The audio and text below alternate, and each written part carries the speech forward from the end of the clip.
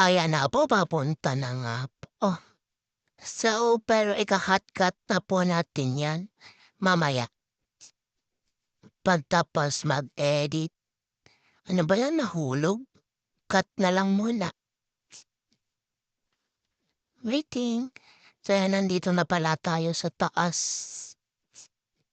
So, sorry medyo malabo. Mahina kasi yung internet namin. Nakakuha tayo ng badge ata yun. So, ayan, let's go. Pasensya na 'pag maingay ha. Diyan nakakuha ulit tayo ng badge. Let's go! Paakyat na.